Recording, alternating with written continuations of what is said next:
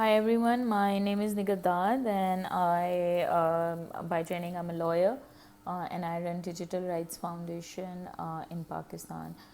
I'm going to talk a little bit about digital rights from a girls' and women's perspective in my country.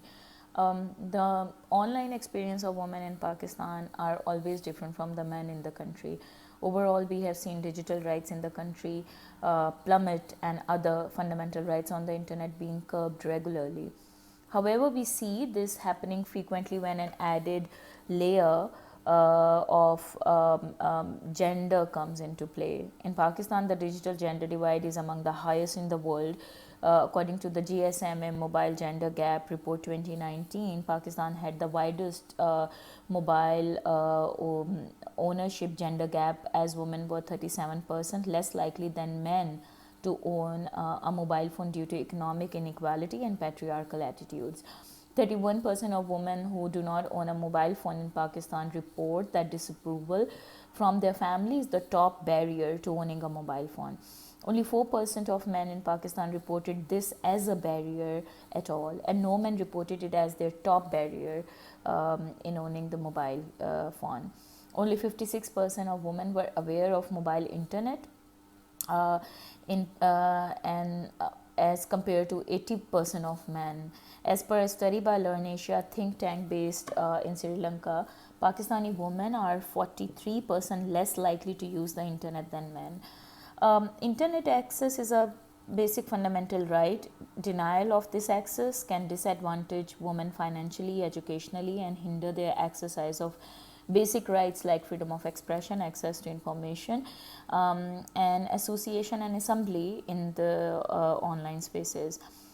This was recognized by the UN as far as back in 2011 when the UN Special Rapporteur on the promotion and protection of the right to freedom of expression and opinion stated that all member states have an obligation to ensure unrestricted access to the internet. It is only when we understand the issues of internet access as one of the fundamental human rights that we can take measures to ensure access on an equal and non-discriminatory basis. In Pakistan, the digital gender divide is a byproduct of the fact that women are less likely to have access to independent financial resources to access devices. Furthermore, patriarchal social factors dictate that women access to technology is part of freedoms that are denied to them in order to maintain patriarchal control within the family and household.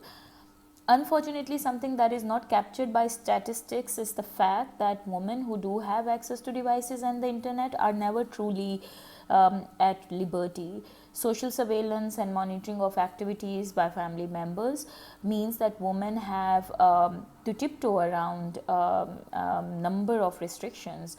The impact of this divide can be seen in tech and STEM related fields as well, where systemic denial to women means that they are less likely to pursue careers in tech related fields.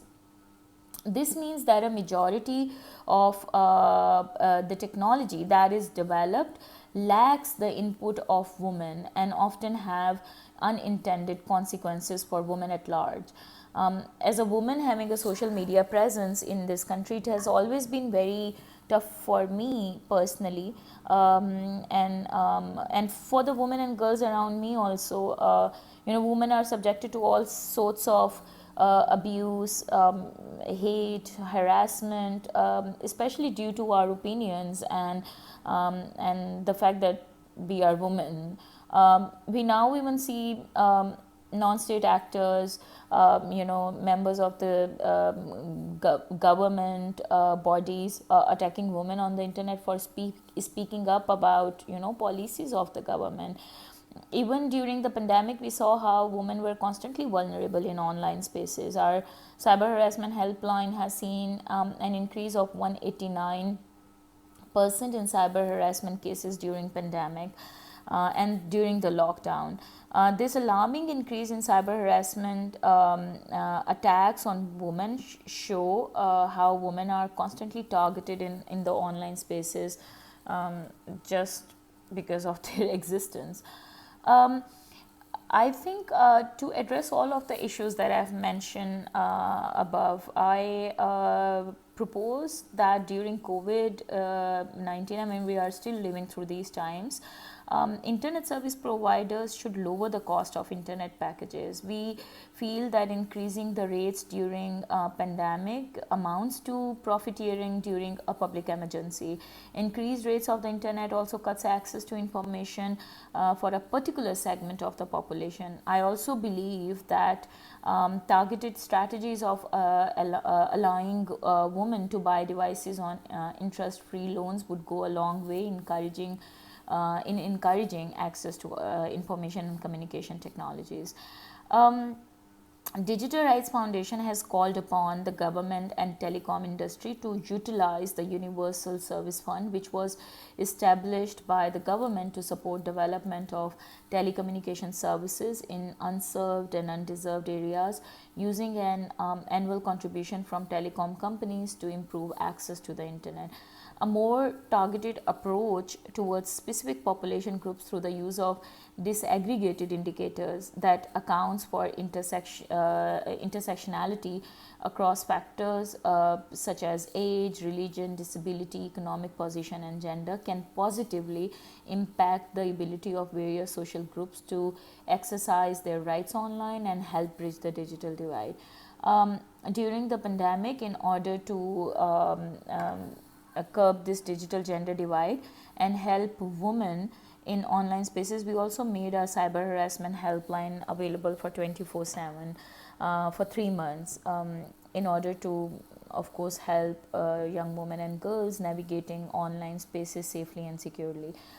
I believe that it is the responsibility of every person on the internet to make women feel safe and secure enough to exist in these spaces without being constantly targeted and harassed for their gender. Thank you so much.